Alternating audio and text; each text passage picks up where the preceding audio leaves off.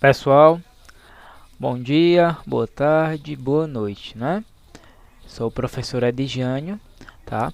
Nós daremos prosseguimento à nossa aula de manutenção de microcomputadores, certo? É a nossa terceira aula aí do segundo bimestre e nós estamos tratando, né, do conteúdo de processadores, tá? Na aula passada nós definimos basicamente o que é um processador e sua composição. Nós vimos que um processador é composto por uma unidade lógica aritmética, uma unidade de controle e um conjunto aí de registradores. E o desempenho de um processador ele pode ser medido pela quantidade de núcleo, né, potência de clock e ainda pela dissipação de calor. Tá? Na aula de hoje nós trataremos aí dos processos de fabricação de um processador. Tá? É um processo complexo, então merece aí a nossa atenção, tá certo? Qual é a matéria-prima, tá, utilizada aí para a fabricação de processadores, né? A matéria-prima utilizada é o silício, certo? O silício é o segundo componente mais abundante da Terra, tá certo? É o 14º aí elemento químico da tabela periódica, tá? E ele possui aí 28%, tá? De composição no globo terrestre, ok? Perde apenas aí para o oxigênio que compõe aí 47%, certo? Então o silício será encontrado aí na areia, na argila, no granito, tá? Então é uma matéria-prima aí bastante abundante, né, na crosta terrestre, tá certo? Tá? A fabricação é um processo muito complicado, certo?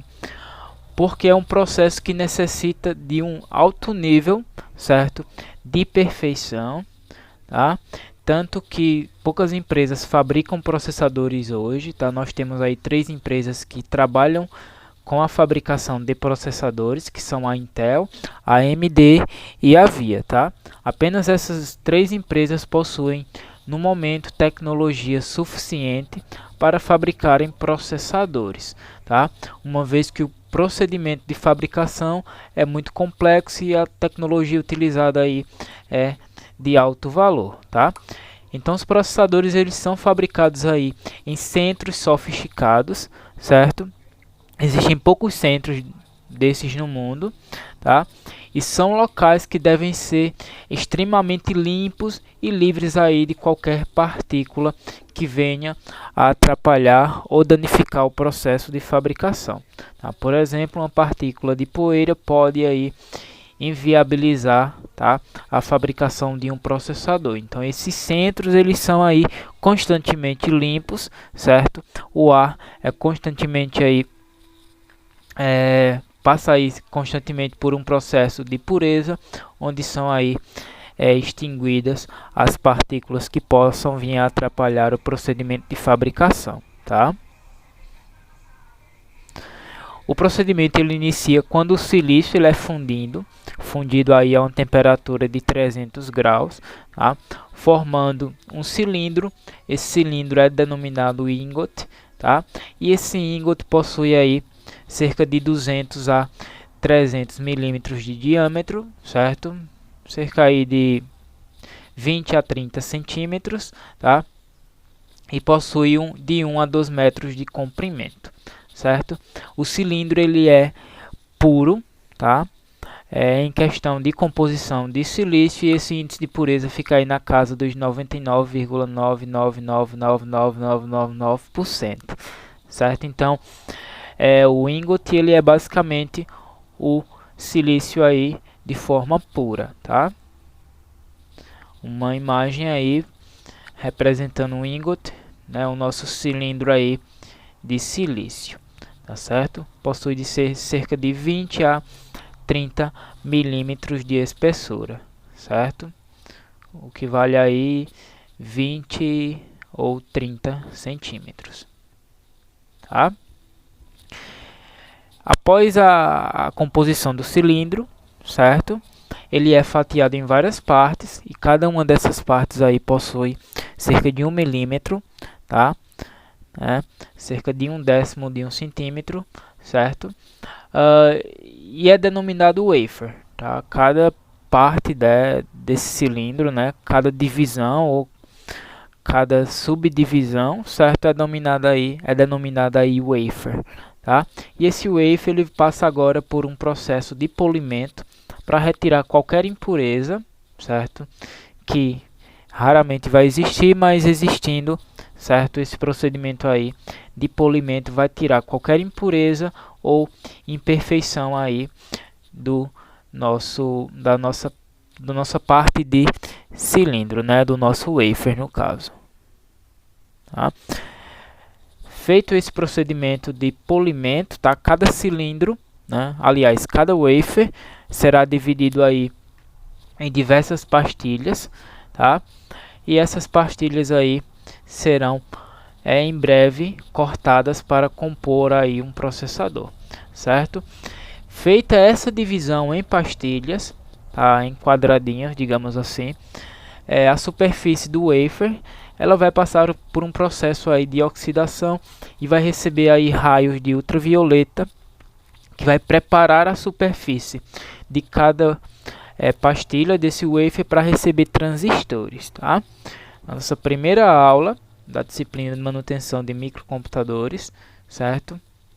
Nós vimos aí o que era um transistor, tá? E um transistor nada mais é que um componente capaz aí de conduzir eletricidade, tá? Capaz de amplificar a eletricidade e chavear a eletricidade, no caso aí conduzir a eletricidade, tá? Então cada pastilha do wafer vai receber aí cerca de milhões ou até bilhões de transistores, dependendo aí do processador a ser fabricado, tá? Um exemplo de um wafer, tá? Percebam que esse wafer ele está aí dividido em diversas pastilhas, onde cada pastilha dessa vai ser construído um processador a partir do recebimento dos transistores, tá? E em cada pastilha dessa existirão aí milhões, ou nos processadores de alto desempenho atual, né, bilhões de transistores, né, o que é algo surreal e altamente incrível, né, do ponto de vista tecnológico, tá? Terminada a inserção dos transistores, né, as pastilhas aí serão cortadas, tá? E cada wafer aí gerará dezenas de processadores. As partes da borda da circunferência do wafer, tá? Que não possuem um quadradinho completo, né? Não possuem uma pastilha completa, eles serão aí descartados, certo? Tá? Processadores fabricados, ok?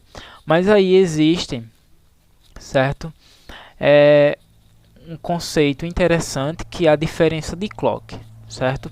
Nós temos aí modelos de processadores no mercado e cada processador ele possui, tá, um clock diferente, ou muitas vezes aí eles são divididos em modelos diferentes a depender aí da velocidade do clock. Na aula passada nós vimos que o clock nada mais é que a quantidade aí de sinais elétricos que podem ser emitidos, tá, em um segundo, certo? Esse clock, esses sinais elétricos, eles são medidos aí em hertz, onde 1000 hertz equivalem aí a basicamente 1 kHz, né? 1000 kHz equivale a 1 MHz e 1000 MHz equivale aí a 1 GHz. E hoje os processadores aí trabalham na casa dos GHz, certo?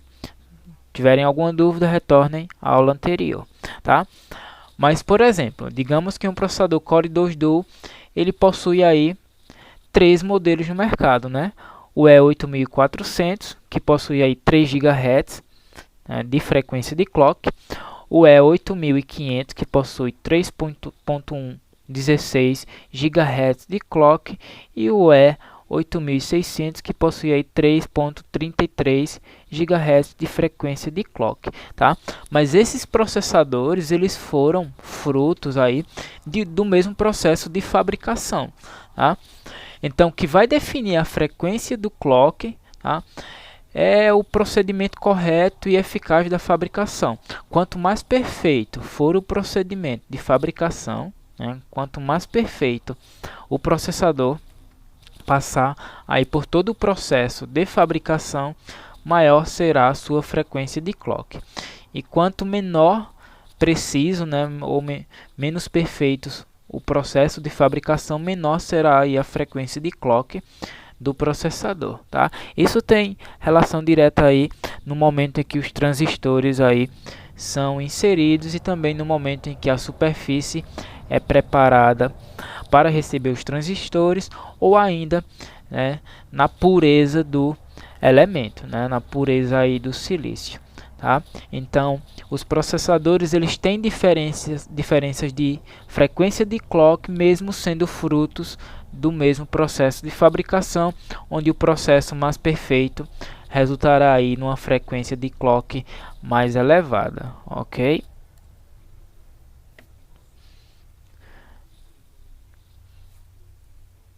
Tá? Isso eu já falei, certo? E aí, pessoal, os processadores que finalizaram o processo com a frequência de clock muito baixa, certo? Eles serão aí descartados, eles não serão finalizados e enviados para o mercado, tá? Compostos nossos processadores, existe agora a etapa de encapsulamento, que é a etapa aí em que o processador é inserido em uma carcaça. Essa carcaça vai proteger o processador, bem como vai permitir aí a conexão com os demais componentes do computador, especificamente aí o componente placa-mãe, que vai receber o processador diretamente aí através de um soquete. Certo? Existem diversas tecnologias de encapsulamento, tá? Existe a tecnologia de encapsulamento PGA, que é o Pen Grade Arrow, certo? Esse tipo de encapsulamento faz com que o processador utilize pinos de contato, e esses pinos aí serão encaixados em um soquete na placa-mãe, tá? Aí vocês têm um exemplo de um processador Intel Pentium 4, certo? Onde ele possui encapsulamento Pen Grade Arrow, certo? Existem diversos pinos nesse processador, centenas de pinos. Na verdade, esses pinos aí farão contato com o soquete da placa-mãe, tá? Permitindo aí a comunicação do processador com os demais componentes do computador, tá? Existe o encapsulamento SEC, certo? É um encapsulamento em formato de cartucho, era utilizado aí em processadores mais antigos. Raramente se encontra esse tipo de encapsulamento hoje, tá? Uma vez aí que os tipos de encapsulamento PIN, tá, e LGA, que vocês verão daqui a pouco, tá? Vocês terão aí uma redução da estrutura do componente, uma vez que o encapsulamento necessita aí de uma carcaça menor, tá? Já o encapsulamento de cartucho era um encapsulamento mais, digamos, bruto e mais, de grosso modo, de maior tamanho, tá? Então, raramente vocês encontrarão aí, certo, processadores nesse tipo de encapsulamento, certo? E aí nós chegamos ao encapsulamento LGA, é o padrão aí atual utilizado pela Intel, certo? É semelhante ao PGA, onde no PGA nós temos pinos no processador. Aqui nós temos os pinos no soquete, e no processador nós temos aí pontos de conexão, tá? E esses pontos de conexão se conectarão aos pinos, realizando aí a comunicação entre o processador e a placa-mãe, tá? Dois exemplos, certo? De soquete aí LGA, tá? Processadores da Intel atualmente utilizam esse soquete, certo? Família E, né, e 3, e 5, e 7, e 9 utilizam aí o encapsulamento LGA, tá? E o número de pontos de conexão, certo? Geralmente aí vem no modelo do encapsulamento, né? Ou no modelo do socket. Por exemplo, o socket LGA 775 significa que existem 775 pinos de conexão no nosso processador, tá? E aí nós chegamos aos processadores da AMD, certo? Que utilizam aí sockets do tipo PGA, né, o Pin Gradable, certo? E geralmente aí estão divididos em AM2, AM3 e AM4, tá? Que define aí a quantidade de pinos, bem como, certo, o posicionamento desses pinos, tá? Finalizamos a aula de hoje. Caso vocês tenham alguma dúvida, recorram imediatamente ao professor. Tá? Espero que tenham compreendido e até a próxima. E também aí bons estudos para vocês. Valeu!